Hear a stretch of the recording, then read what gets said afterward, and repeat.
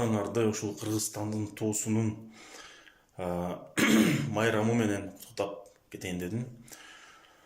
Азыр мага көптөгөн ыплас сөздөрдү жазган кээ бир мындай акылы пайыз адамдар кайрылып атат. Сиз эмне үчүн ушундай нерселерди чыгарып атасыз? Сиз үчүн Орусия бизге туура эмес мамиле кылат. Орусиядан бизге кысымдык болуш мүмкүн депчи. Ай, урматтуу бир туугандар, бир аз ой жүгүртүп, бир аз мээңерди иштетип көргүлө. Бул ушундай кырдаалга Орусияны мен түрткөн жокмун. Бул кырдаалга Орусия өзүн өзү түртүп, жанында турган славян, жанында турган эгемендүү мамлекетке бүгүн Орусия кол салды. Ага каршы бүгүн бүт дүйнө жүзү чыкты. 4 мамлекет колдоду.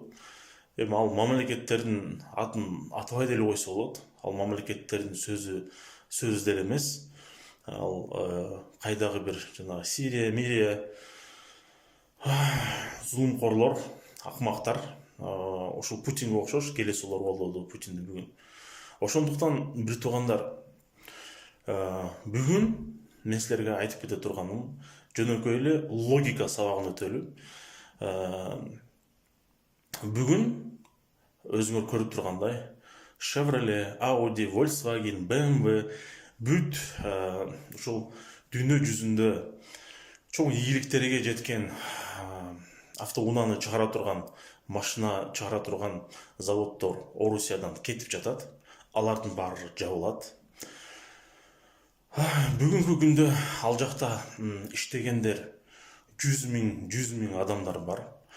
Бул бир гана автоунаа чыгарган заводдорду айтып атам.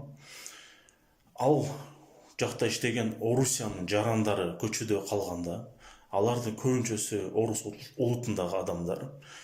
Эртеңки күнү алар социальный тепкичтен ылдый түшүп, азыраак төлөгөн, эптеп-септеп үйүмдү багып калайын деп туруп, башка жумушка барат. Алар башка жумушка барганда ал жакта кимди табат? Эмигранттарды табат. Биздин эмигранттар менен жумуш талашканда, жумуш берген адам кимди таңдайт? Ичпеген, түз жүргөн, кыргыздарды, өзбектерди. Ошондуктан алар биздин жарандарды, славян эмес улуттагы адамдарды жаман көрүп, национальный фактор көтөрүлөт. Национализм башталат. Ошондо 90-жылдагыдай көбүңөр балким көрбөй калдыңар ал убакты скинхед деген балелер бар эле Орусияда. Ошондойлор кайрадан чыгып, эмигранттарды сабап, иштеген жерлерин талкалап, үйлөрүн өрттөп, көчөдөн тоноп, ошондойлор башталыш мүмкүн. Ошондуктан мени жамандардын астында, ыплас сөздөрдү жазардын астында бир аз мээңерди включать этип, бир аз мээңерди иштеткизип, ойлонуп, ой жүгүртүп көргүлө. Орусияны мындай кырдаалга мен түрткөн жокмун. Орусияны мындай кырдаалга силер кудай көргөн Владимир Владимирович Путин түрттү. Аман болгула.